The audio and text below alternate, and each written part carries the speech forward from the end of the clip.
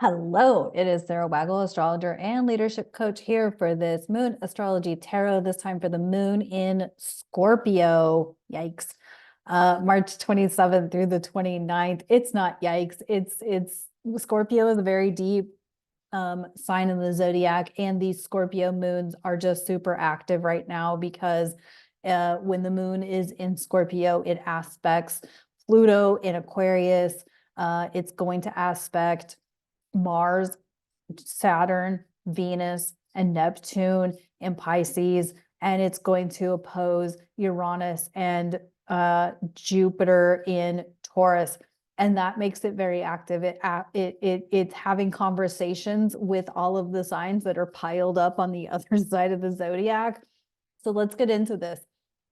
So it's going to square Pluto. Pluto is one of its rulers. And so the transformation station is going to be turned on. But then it's going to make harmonious, because trines are harmonious aspects. This is Scorpio being a water sign and Pisces being a water sign. And so this is a harmonious interaction between Mars, Saturn, Venus, and Neptune.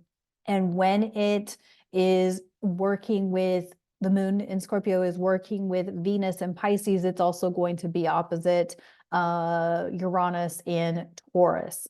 And so this could be where some shit starts to hit the fan. And or it doesn't have to, because this could be surprises, right? Uranus is surprises, it's disruptions, it's and Venus is about relationships and money. As well as self-worth and things like that. Uranus is in Taurus, which is one of Venus's home signs. So that's what I don't know. I feel like that could be a really beautiful moment of like you did it. You crossed, you got through the wall, you got through the big giant speed bump that was in your way, and you cleared that energy from that full moon, lunar eclipse in Libra, and now you're like over the hump, and you got you suddenly have all of these connections, you suddenly have like this new friends group, you have this new financial opportunity, all of that. So it really comes down to whatever you release and be done with or create closure around during that lunar eclipse could open up a floodgate or a cascade of surprises with this Scorpio moon. So I hate on Scorpio moons, but I really don't mean it. I really mean that they really do ask us to dig in deep with our soul, with ourself, and do work. And so they can be really trying and whatnot. But I think this one has a very beautiful aspect to it. That being said, the moon is now going to be entering its darkening phase. We're also in between eclipses. And so, breakups, shakeups, surprises, disruptions, all of the things. We're getting close to that Mercury retrograde, which will be after this moon in Scorpio. But, things just could get a little chaotic during this portal, this eclipse portal that we're in. And so, just again, I can't say it enough. The flexibility, the adaptability, the go with the flow is going to be your biggest asset during this Aries season, during the month of April. Just being able to shit hits the fan and you're like, okay, what's next? But at the same time, process your emotions. Always process your emotions. Don't make decisions when you're emotional, right? Wait till you clear the emotions and process through them. And that could take time. So, I feel like we're grieving relationships that have come to an end, right? And we are anticipating or desiring new relationships. Remember that, especially if those previous relationships were, 2 or 3 decades long, Think about when those relationships were developing. Yes, you were younger, but they took years to get where they got.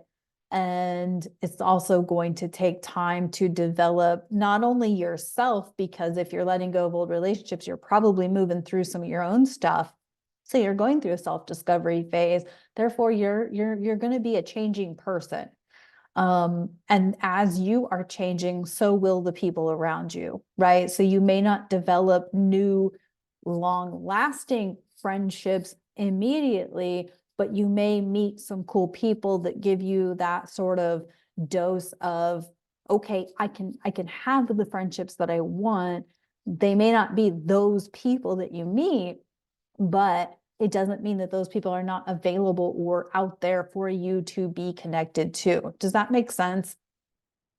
So, I mean, the example I can give you is that, after my last romantic relationship, which was in 2015, I went through, my own healing journey, never wanting to have that relationship experience again. And then I came to understand what I actually wanted in a romantic partner. And I'm like, well, but I've never seen that. I haven't really seen that or experienced that with men before. So how do I know that exists? And then I met a couple of men who showed me that that was possible. Granted, they were married, so they weren't available, but they were kind. They held the door. They did all of the masculine things that I'm looking for. So what I saw was that is available for me. So it is out there in the world for me to have. But obviously those aren't my men because they were married. But you see my point though? Like, we're gonna see that what we desire is available, but that doesn't mean that the thing that we're seeing in this time and space is the people or the things or the money that we're gonna ultimately have, right? So if you're wondering, yeah, I'm looking for a chivalrous masculine man who holds the door and yeah, probably a cowboy. I don't know. I have no idea. I really want a man who's like strong in his masculinity. All of those things.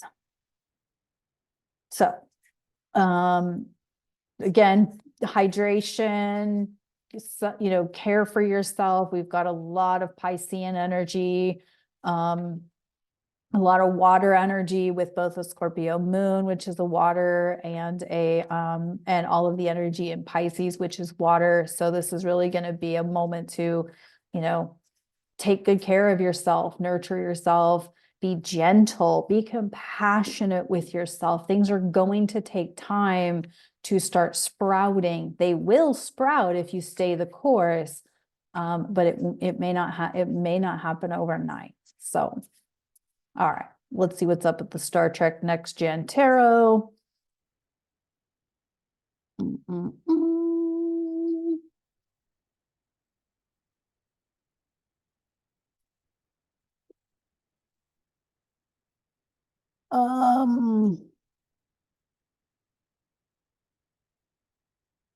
We got the Queen of Starships in reverse. Ouch. This is Ogawa, Nurse Ogawa. I'm pulling a lot of reversals lately. What's up with that? This is like emotional instability or not being responsible about your emotions or not being responsible to feel your emotions. So again, back to that, like, don't make decisions when you're emotional. Stay the course with your emotions. You don't want to, you don't want to tell somebody to fuck off when you're pissed off at them, and then like a day later you're having to backpedal and make amends because, well, shit, that was probably an abrupt decision and I was really just pissed off at this other thing, whatever that other thing is, right? So I'm also just not a type of person to tell people to fuck off these days. Like, it takes a lot for me to do that. I'm more of a quietly saying what I feel. Like, I can't be with you because you're in your victim space, and I can't be around that because I'm trying to break up with that, So being honest about maybe why you're ending, just voice it kindly and compassionately, but help them see that, you're trying to break away from that way of being. And in order to do that, you need to like distance yourself from the relationship right now. Um, and you never know, they could come back around, a time later and be like, hey, thank you for pointing out that I was stuck in my victim, or thank you for pointing out that I wasn't being responsible, whatever it is. And, they might thank you for coming to them and being honest, because it gave them some awareness that they weren't already seeing within themselves. So let's see what's up with the woodland wardens. Um,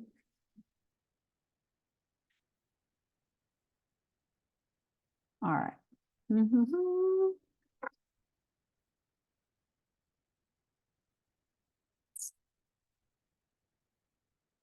Come on, there we go.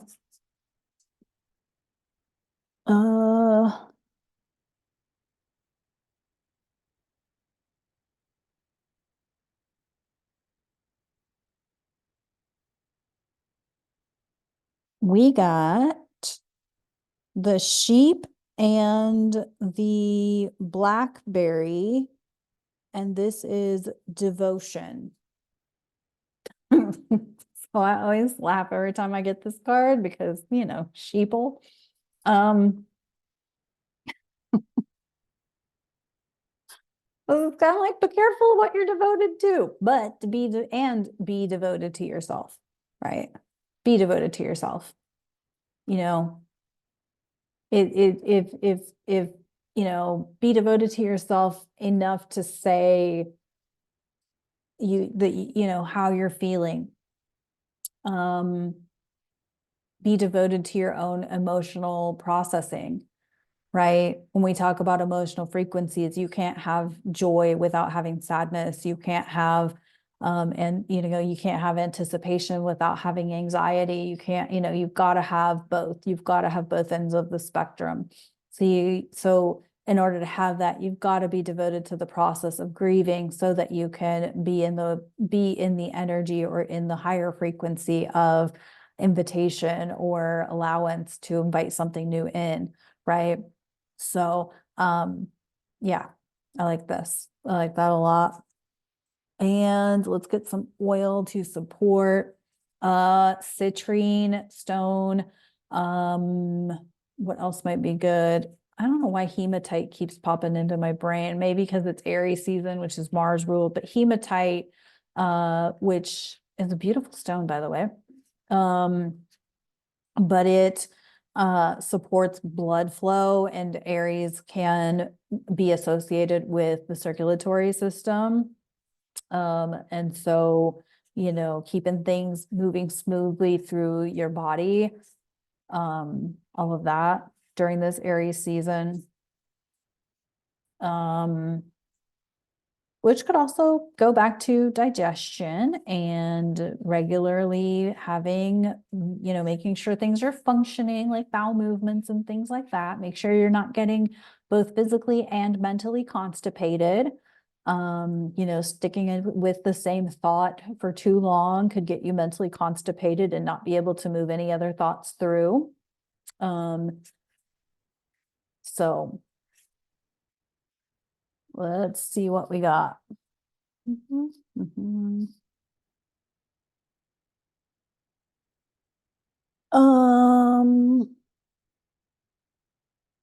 Basil. Oh, that's interesting. Restores body, mind, and spirit. Yes, basil. I like this. Basil has like that licoricey fragrance to it. You can have like basil on your food, of course. So consuming basil, what is the caprese salad that has like tomato, mozzarella, basil? But you can also just like have basil on like pasta dishes or whatever. and whatnot. I really love the fragrance of basil. It smells really good. But fresh basil when and where you can. Okay, so we're restoring body, mind, and spirit. That's like the balance between your physical body, mental body, emotional body, spiritual body, energetic body, those things. With basil, there's another oil that we usually pull for this, and I can't remember off the top of my head what it is, and I wish I could. We got the being devoted to yourself, right? So really focusing on your restoration, your, rejuvenation. And then we have this Queen of Starships in reverse. This is the Queen of Cups in traditional tarot in reverse. And it's, again, not flying, not making choices when you're emotional, really taking the time to be devoted to your emotions, to restore your own connection between yourself so that you can make the decision that's in most alignment for you to be made. So that's what I got for this Scorpio moon. Yeah. So thank you for tuning in, and hope you're enjoying all of the extra videos, the Zodiac T videos, the Admiral Sarah Chronicles, all of that. And I really hope that you are enjoying this eclipse season. I realize it's very potent and a lot of things are happening and all of that, but stay in your own lane and, be responsible for yourself, what you're up to, creating what you want to create, and whatnot, and all of that. So thanks for tuning in. I'll talk to you on the next one. Bye.